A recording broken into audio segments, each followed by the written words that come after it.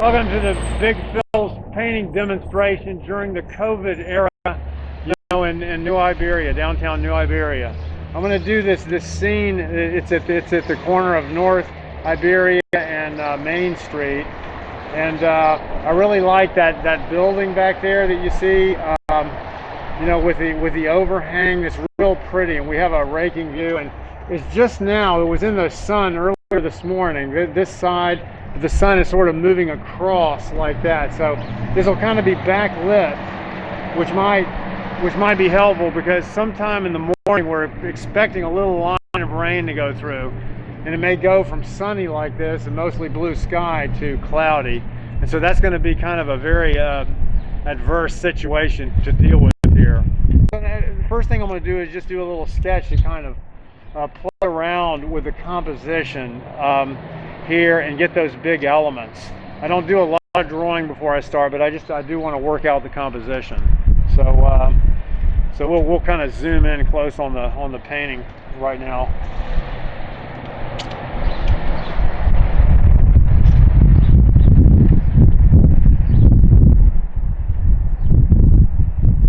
From time to time, you might just you can show down on my palette here too. You can just kind of look down at the palette.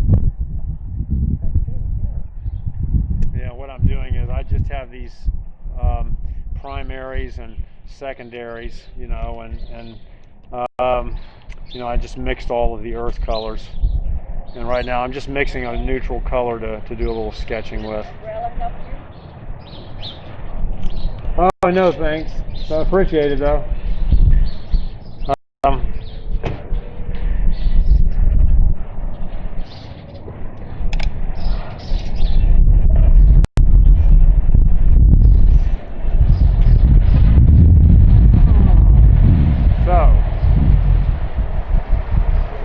The big question is, do we want the gable in it, or do I want I don't think I do.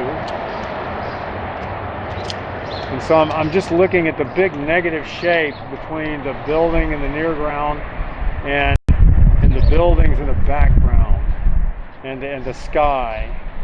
And I'm just going to look and see how much, if I plant the bottom of these buildings right here, that kind of creates a situation. I'm thinking the foreground shrubberies that blocks out a large part of the building. Maybe if I have that in the painting, it may covers up so much of what I see. It's kind of hard to omit it, but I do at the same time I want to come down and get as little road in the bottom, to bring the composition all the way down to the bottom. So I'm just kind of working this out. I can erase this with the turpentine if I don't like where that lands.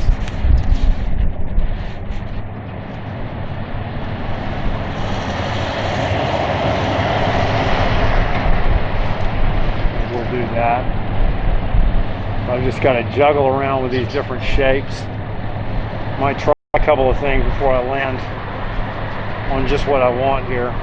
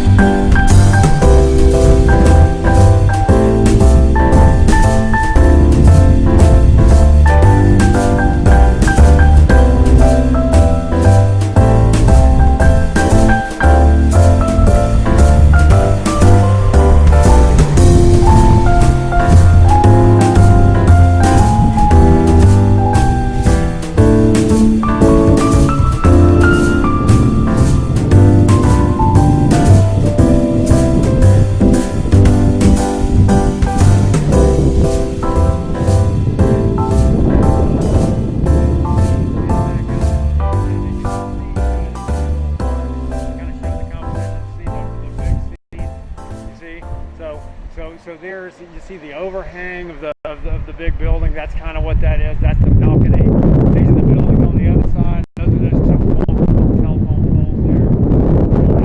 A couple of traffic lights, which I really like. Those will definitely be in the composition like that. But I'm just working it out, and normally it takes me a couple of iterations to get this, but I think that's going to be pleasant. I've got a couple.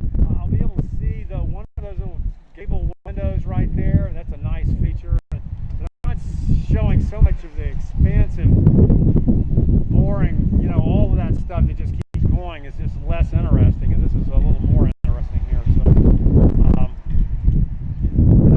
it bothers me a little bit that this is kind of in the middle, right in the middle of the composition. I'll give you a little lesson. This is called one-point perspective.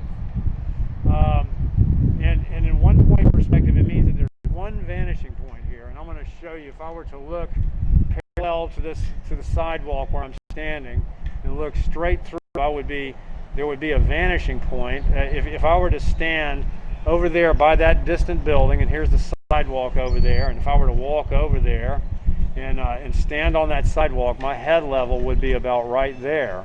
And so what we have is that these things, the tops of those buildings, are going to go down to that vanishing point. The bottoms of the sidewalk on the other side of the street, that's going to go up to that vanishing point. These balconies, that overhang, that's going to come down. That's going to come down to that vanishing point. And this balcony, the bottom of that balcony, that's going to come down to that vanishing point. See, so that's how that works. And everything goes down like that. Everything goes to the vanishing point. See? So now it's kind of tricky. If I were looking catty corner over this way, then you'd have 2-point perspective. I had 2 vanishing points, but this kind of view kind of beckons, to have a single vanishing point. Here's our clouds. This is kind of what I expected. I expected it to be a cloudy morning, and it's fortunate that we started this a little late because now I can kind of, there's a different effect, which is good. I was worried about starting the painting one way and then ending up another way. I'm just going to fuss around with this just a little bit, kind of get, let's see what we got here. Move that. That's a little different. See the edge of that.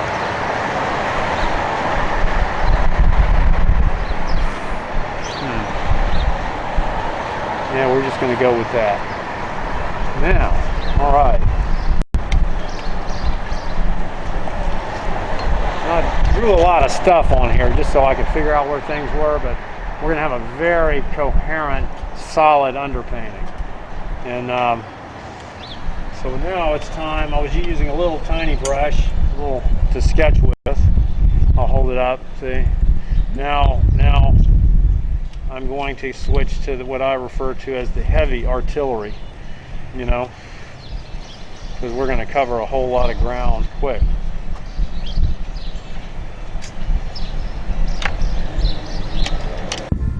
Artistic destination.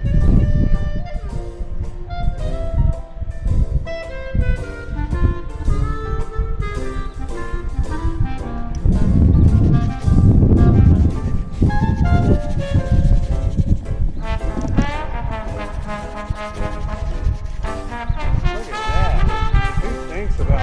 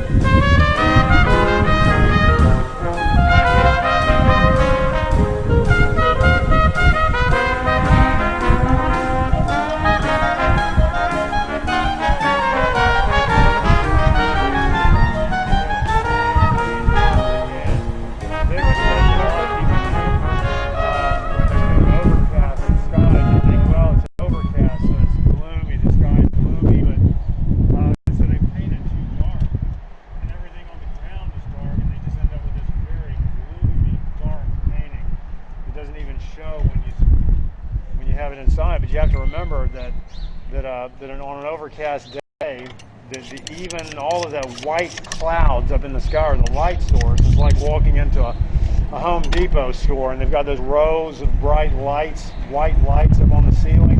That's what the sky is. If you turn those lights off, everything will be black in a store. And so you want to paint this sky as light as possible. There's little bits of blue in it, and you might turn the camera up now and show how the subject has changed. If you remember, it was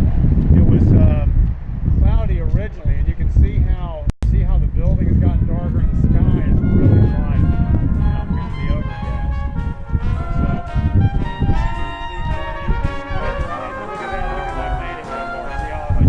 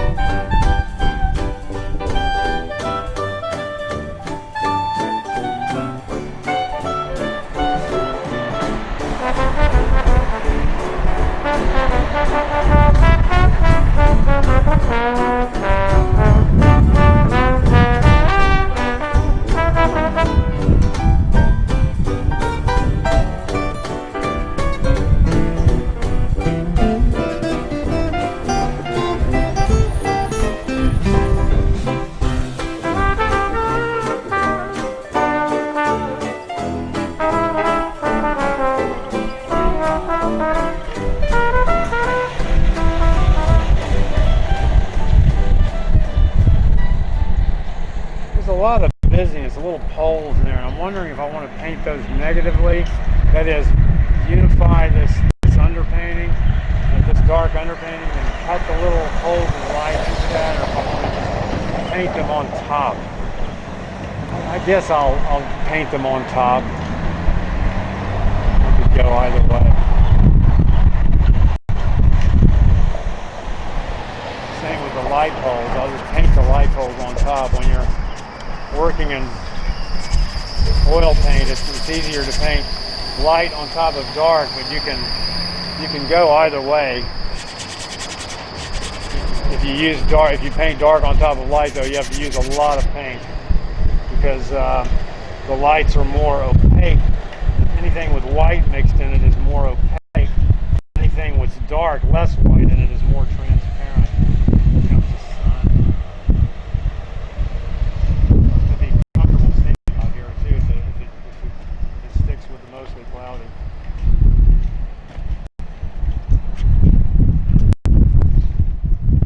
As soon as the sun comes out, the sky gets darker.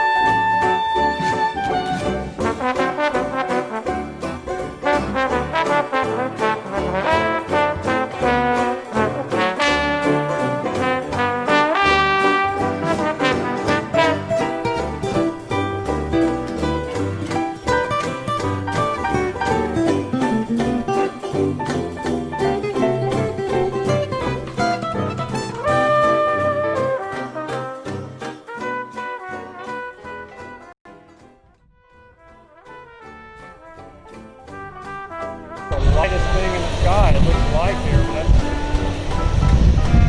like a half cone.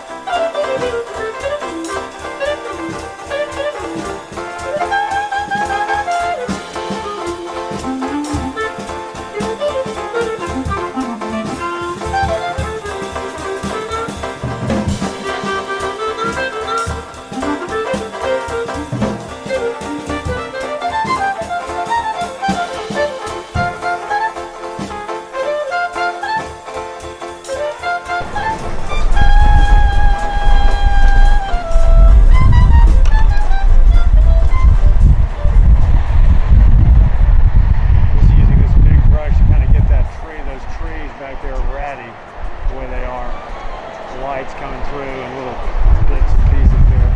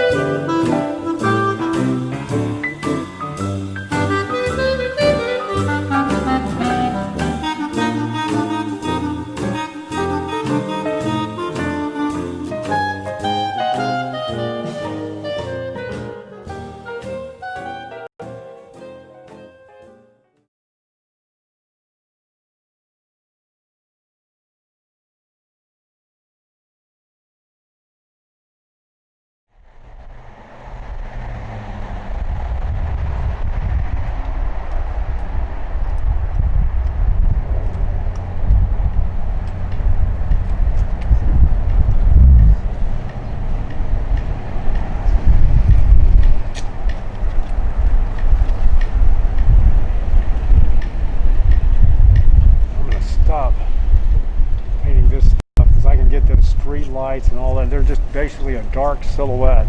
Telephone poles are, so I can paint the other things now.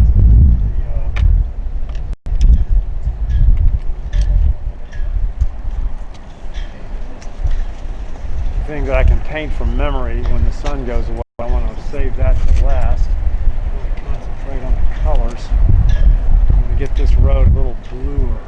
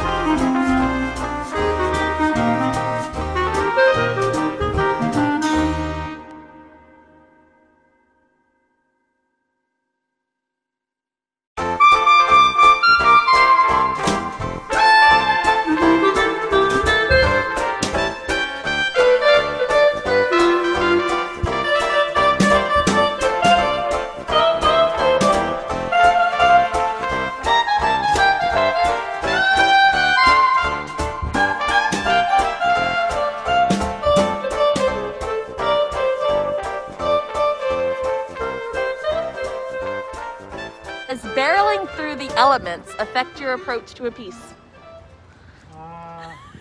Well, you know, in Shakespeare's, to borrow from Shakespeare, sweet are the somethings of adversity. How does that go? Sweet are the uses of adversity. I think artists thrive on limitations. That goes another one. If you're in a rut like this and you're in a challenge, actually, you're really forced to get what's important about the thing. That's helpful. This is a little bit outside my perspective of what I would consider use of adversity.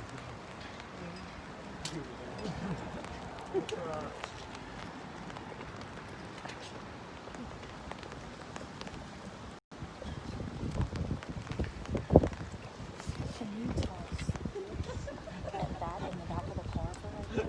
This in her bag. My day was much nicer than yours. Because I just don't want to get wet.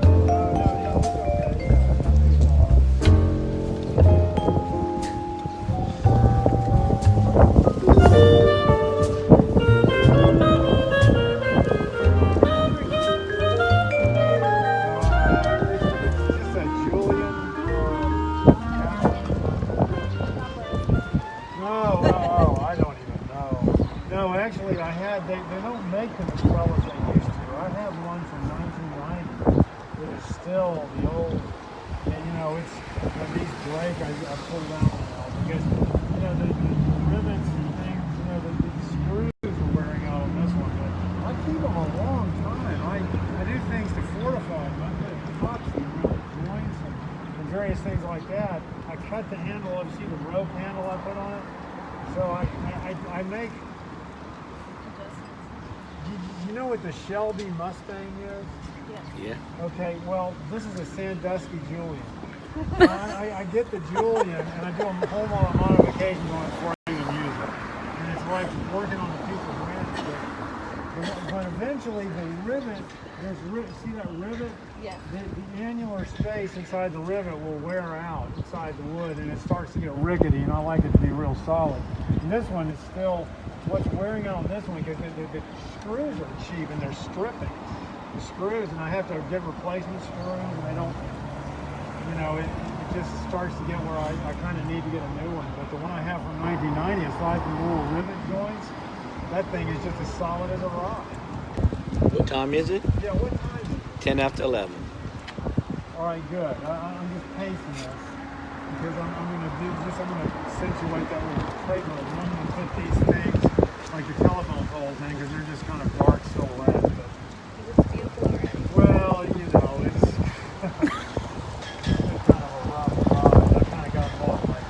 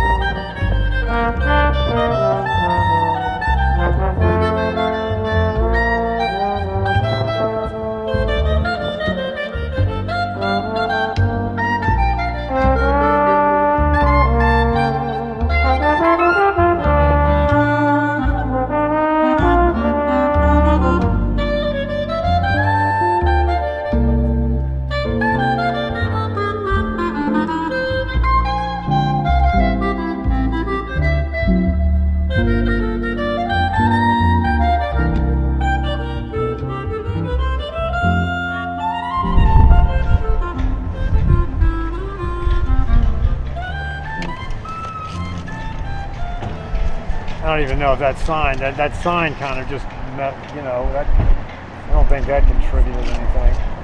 Well,